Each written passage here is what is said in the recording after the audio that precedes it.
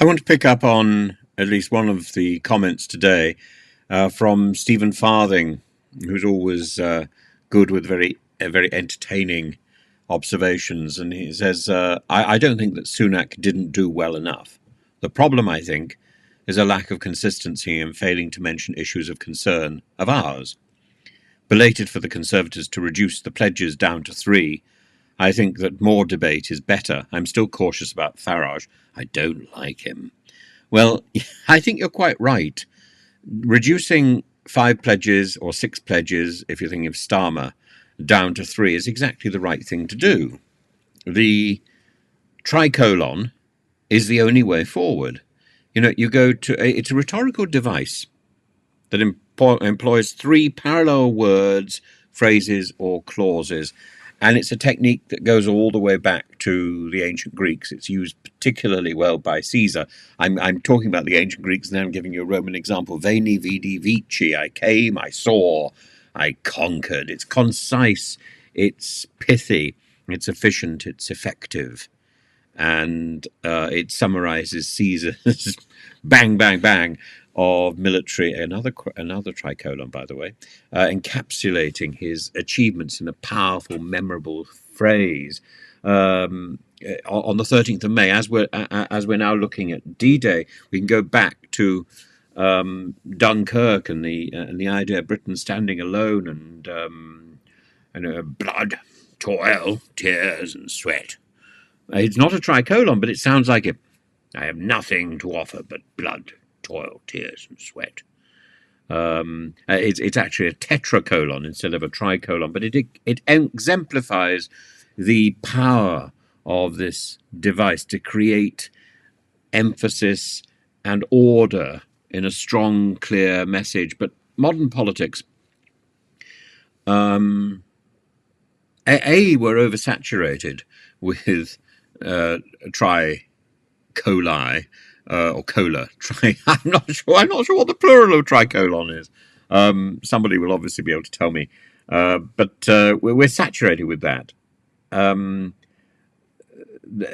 Often the slogans are not specific enough, and the politicians who are uttering these don't seem to be accountable. There aren't clear mechanisms for accountability and for progress tracking. And it becomes then very difficult for the public to measure the fulfillment of this promise, this pithy promise.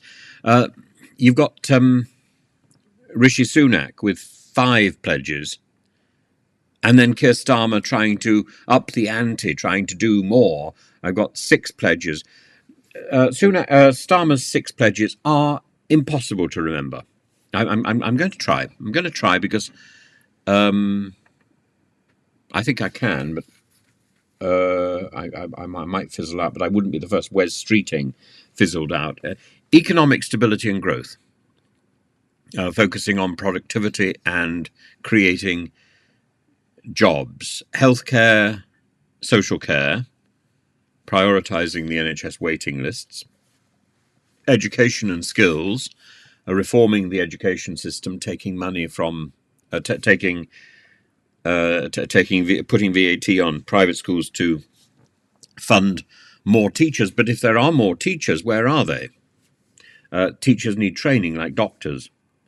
And I don't think by throwing money at the system you're going to get more teachers.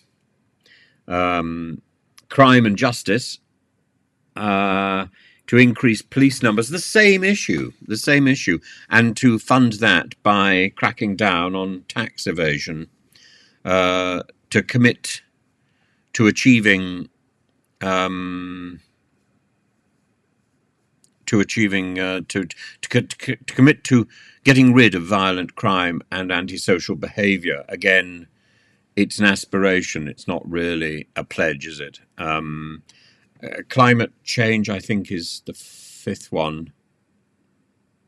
And I have no idea what the 6th one is. None at all. None at all. I think it's a vague thing about public service or something, and aspirations to improve transport or cancel HS2 or whatever. I don't think there's any proposal to cancel HS2, but it's vague. And there was I all ready to say, oh, I think I can do the 6, and can I do the 5 of Sunak's? I can't. I can't. I can only remember 3 things, and I was taught the tricolon years ago while I was an undergraduate student in Oxford. My tutor, there's a fellow called Bishop Callistos Ware, used to swear by the tricolon when he was giving sermons in church. He would say, there are 3 things which are important about the Good Samaritan. And then he would give a range of points. And when I counted them up, I realized, no, actually, it was often more than 3, but he'd group them into groups of 3. So, and I challenged him about it once, and he said, yes, well, the tricolon gives order. And he's quite right. He's quite right. It's a beautiful device. If you've got 10 points, group them together so they appear to be 3. And people might just remember that. They will not remember 6 pledges. They won't remember 5 pledges.